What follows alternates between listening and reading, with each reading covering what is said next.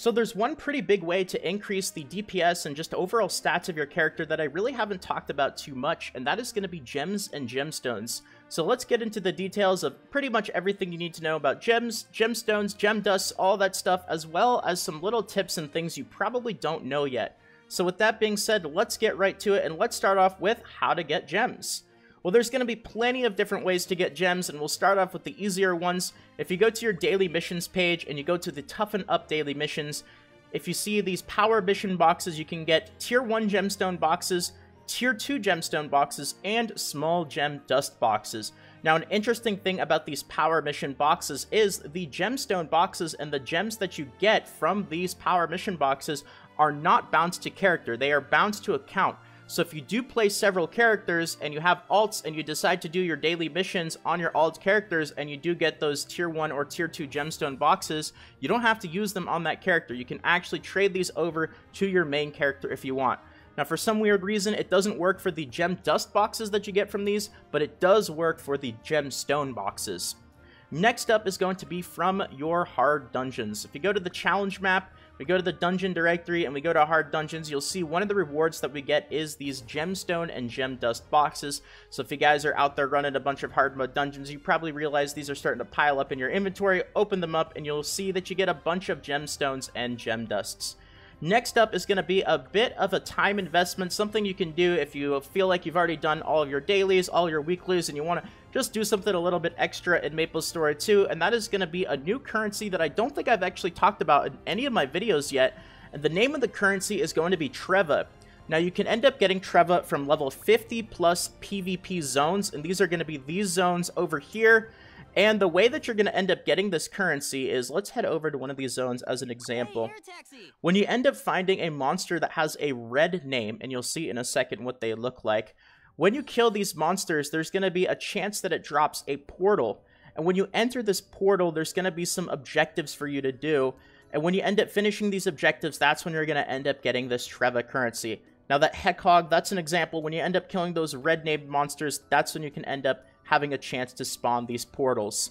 Now, what do you do with this currency? Well, I'm not sure if you've been here before. I know there's a daily mission that actually has you go to this little area here and talk to the supply, or the shadow supply shop vendor, Pepper.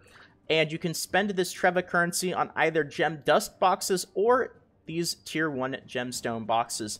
Now, they do cost 600 each. It is going to be a bit of a time investment, but you can go around all the different level 50 plus PvP zones when you have some extra time if you want to, and that'll get you some extra gems for your character. Next up is going to be treasure dungeons, and I have a little bit of a warning when it does come to treasure dungeons. There's going to be two of them. You have the abandoned B1 mine and the abandoned B4 mine. If you're out there hunting treasure chests in the world and getting treasure keys, you can run these.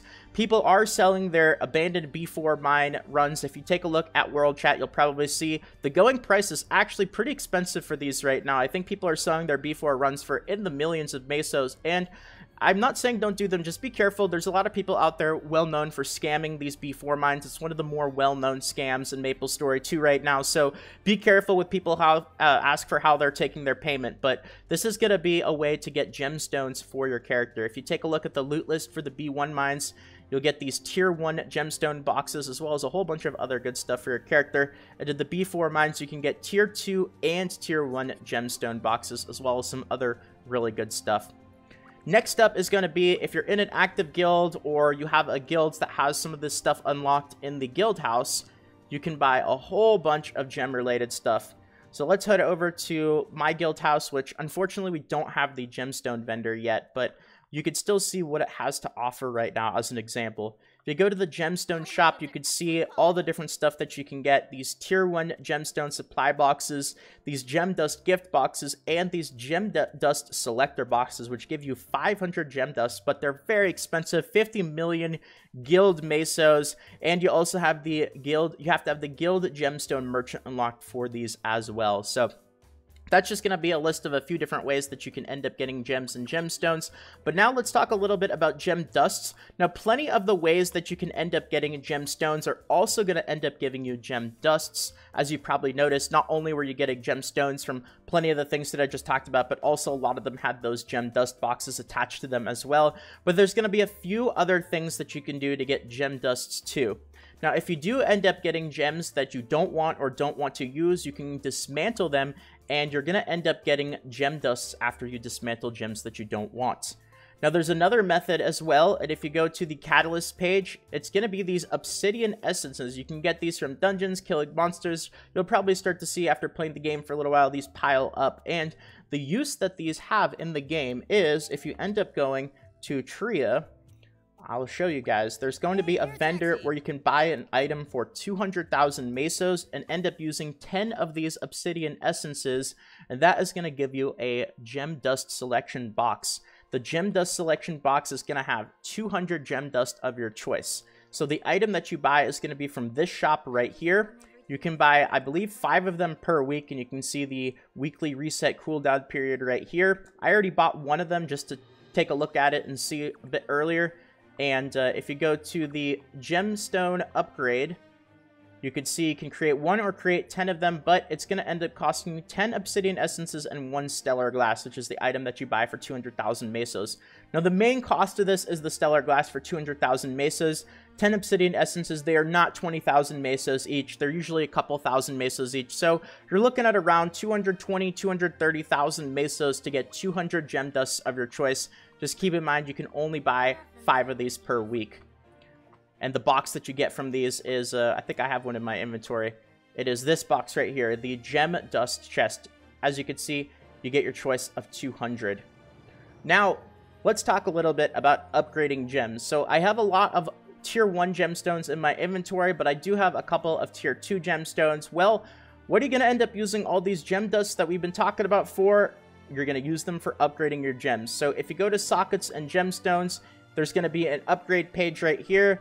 And you can see all the different resources and gem dusts and materials that you're going to need to upgrade your gems. Each gem is going to have some specialized gem dust where you're going to need more of it for, and then a couple of gem dusts where you need less. You'll also need some of these crystal fragments, which if you don't have any, you can buy them from a vendor for 1,000 mesos each. And unfortunately, you'll also have to have RNG on your side, because not only does it end up costing all of these materials, but it has a success chance. It's not 100%, so then you have to pass the RNG test as well. So as you can see, upgrading your gems is going to be quite a bit of a time investment, a gem dust investment, and a meso investment. And then you have to rely on RNG for the final step.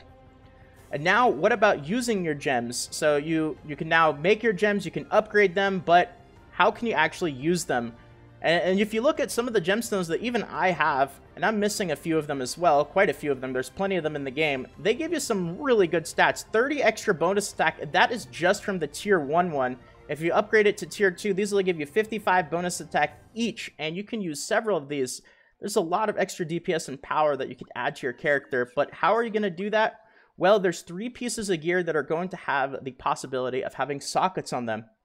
You have your earrings, you have your ring, and you have your necklace. However, they're not going to have the sockets unlocked right away. If you look at my pendant right now, you'll see that all 3 of the sockets on my gear is locked right now. So I can't actually use the gemstones yet. I have to unlock the sockets. In order to unlock the sockets on gear, you have to go back to the sockets and gemstones icon and go to unlock sockets. And it's going to end up taking duplicates of accessories in order to unlock the sockets, which is why if you guys do have gear that you plan on using and you do want to unlock the sockets later on, definitely make sure that you are holding on to the duplicates of that gear so that you can unlock the sockets. Now, not only that, but you also have to go back to the RNG step too, because not only are you going to need a duplicate piece of gear and more crystal fragments, which means more mesos, but same thing as upgrading your gems, it's going to have a success chance that is not 100%. You're going to have to rely on RNG, and as you unlock more and more sockets on a piece of gear, the success chance is going to go down as well. So you're looking at needing quite a few extra copies of a piece of gear if you decide to use all 3 of the sockets. Now, when you do unlock sockets, I will give one last piece of advice before ending off this video. It's actually a pretty important one, is be careful socketing your gems, especially the higher level gems, because you can't end up removing them for free. You can remove them, but it is going to come at a price, and the higher level gemstones are going to be very, very expensive.